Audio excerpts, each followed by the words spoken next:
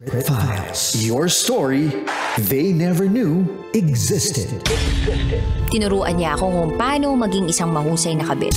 Yung puso ko parang sinasaksak sa sobrang sakit. Rocky's Secret Files.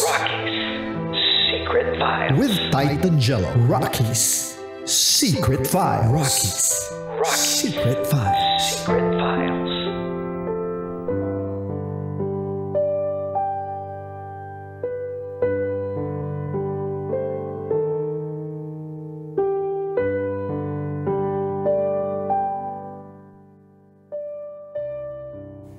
Mga kabisyo, muli ako nagbabalik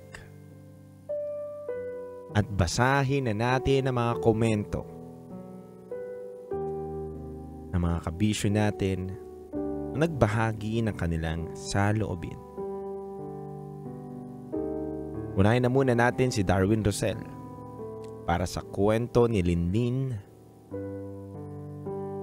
Si Linlin na nakakaalam ng lahat ng sikreto ni Risa sa tiyuhin niyang si Jed. Sabi ni Darwin Rosel, may isang inosenteng bata ang biktima ng isang kasinungalingan. Tapos yung ama niya ang naging public servant pa. Hindi ko alam, paring Jello, pero galit ako kay Mel. Dahil parang andali sa kanya na parang wala lang ang ginawa niyang paglapastangan kay Risa. At nagawa niya pang paikuti ng isip ng asawa niya. Sorry pero galit agad ang bungad ng Lunes sa Secret Files ngayon. Yan po ang sabi ni Darwin Rosel. Darwin, si ano yun? Si Jed yun, hindi si Mel. Si Mel yung ano yun. Yun yung mismong asawa ni ni Jed. Sabi naman ni JV,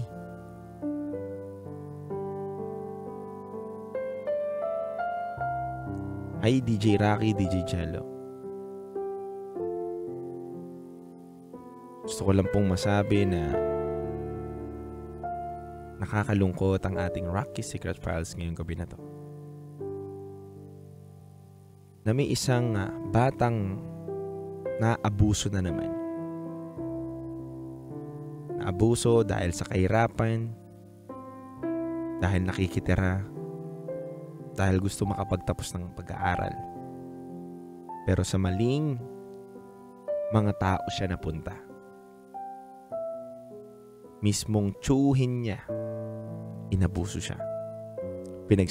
Pinagsamantalahan ang kanyang kahinaan bilang isang babae. At ang pinakamasakit doon, nagkabunga pa. Naway si Risa magkaroon ng lakas ng loob na harapin ang mga pwede pang mangyari sa kanyang buhay.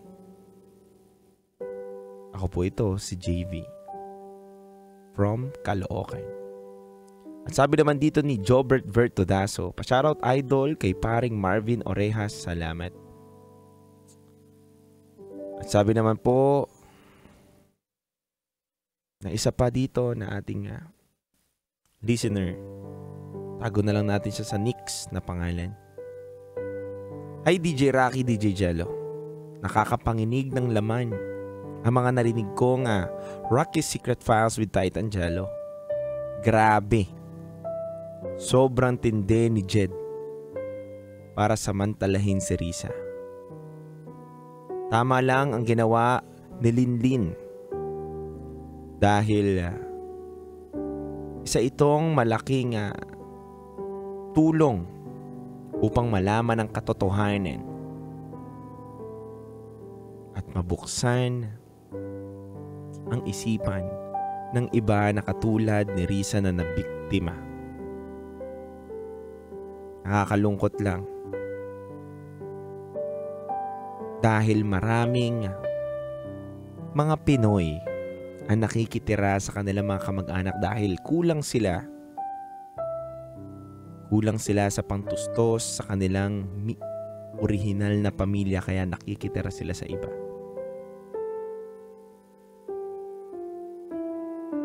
DJ Rocky, Jello.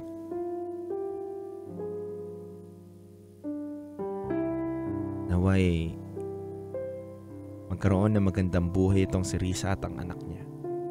At sana malayo niya ang kanyang sarili dito kay Jed na walang ibang itinuro sa kanya kundi magsinungaling at dalhin sa kapahamakan ang kanyang sarili. Maraming salamat po. Mga kabisyo, marami pa po nagpadala ng ating kanilang opinyon, komento at saloobin sa ating kwento ngayong gabi na to. Pero gusto ko rin sanang magbigay ng aking opinyon sa aking binasang kwento. Mga kabisyo, ang unang-unang pinakamahirap ay yung makisama ka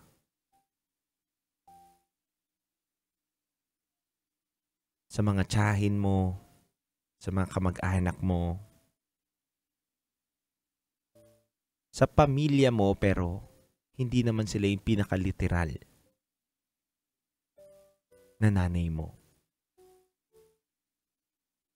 Napakahirap dahil hindi pa pwedeng hindi ka makisama. Napakahirap dahil may utang na loob kang bitbitin na kailangan mong suklian. Pero sa pagkakataon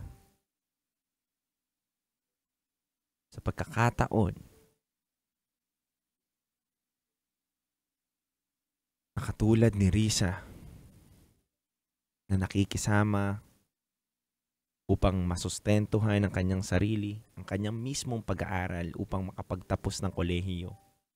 Ang kapalit pala ng lahat ay ang kanyang sarili. Dahil sa mapang-abusong tiyuhin niya na nire-rape siya. Na pinagsasamantalahan ang kanyang kahinaan at nagbunga pa ito ng isang sanggol. Kabisyo, nakakalungkot lang. Nakakalungkot dahil sinasabi natin na lahat tayo may choice. Lahat tayo pwedeng mamili ng buhay na gusto natin tahakin. Hindi totoo yun eh.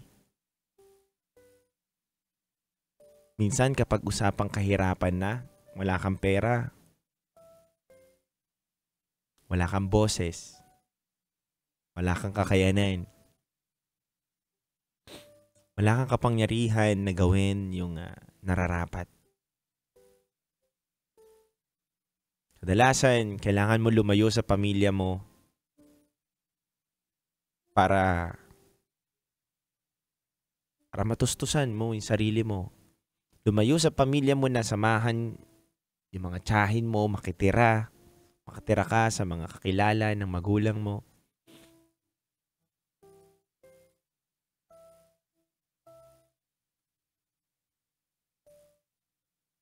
Kakalungkot lang, kabisyo, kasi madalas sinasabi na may choice tayo, pero kapag dating kasi sa kahirapan, wala naman tayong choice eh. Ito, dahil sa kahirapan yun eh. Dahil wala siyang pang-aral, hindi kaya ng pamilya niya, lumayo siya. Nakitira siya sa mga malalayong kamag-anak nila. Pero ano nangyari?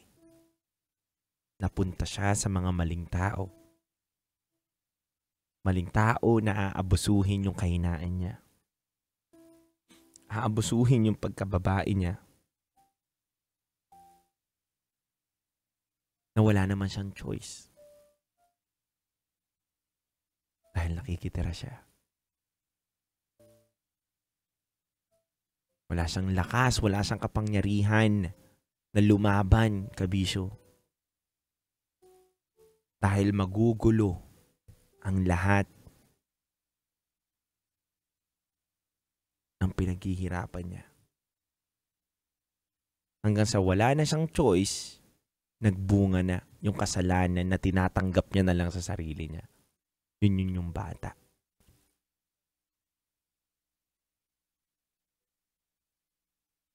Alam mo kabisyo, kaya hindi to makapag-desisyon si Risa. Nakikita ko lang base lang to sa aking pangunawa, sa aking puso. Kaya hindi siya makapag-desisyon ng tama. Dahil wala siyang kakayanan. Wala siyang pera. Hindi niya alam kung saan niya bubuhayin yung bata. Kaya nag-stay na lang siya doon sa kasinungalingan na tinuturong script nito ni Jed. Kakalungkot lang.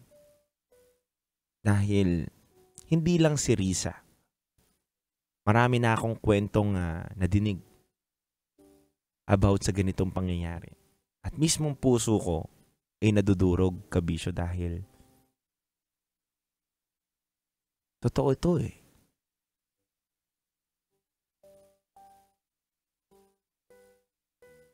Na ang hirap makisama, hindi mo alam anong pwedeng mangyari sa'yo o pwedeng masabi sa'yo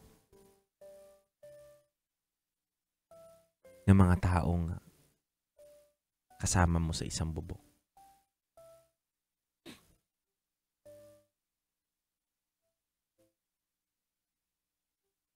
Ang tanging mensahe ko lang kay Risa bilang isang magulang na ngayon, naway pagsikapan mo na maiayos mo ang buhay ng bata. At pangalawa, tanggapin mo kung anumang gulo ang pwedeng dumating sa'yo dahil hindi pa ito yung katapusan ng kwento mo. Hanggat hindi nalalaman ng asawa ni Jed, maraming pwedeng mangyari.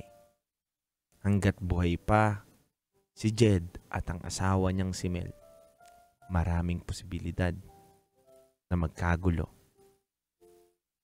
ang buhay ninyo ngayon.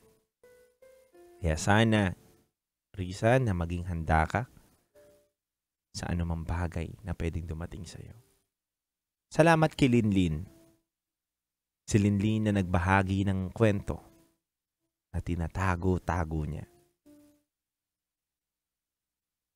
Naway may mga kabisyo rin tayo na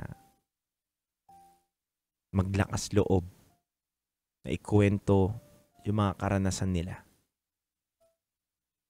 na katulad ng ganito. Mari kayo magpadala sa ating Gmail account na raketera@gmail.com. Malay mo, isang araw, kwento mo na po ang aming binabasa dito. Kaya mga kabisyo, muli, ako si DJ Titangelo, ang titindig sa mga pinaglalaban ninyo. Kayo pa rin po ay nakatutok sa 90.7 Love Radio. Kailangan pa bang i-memorize yan? Basic.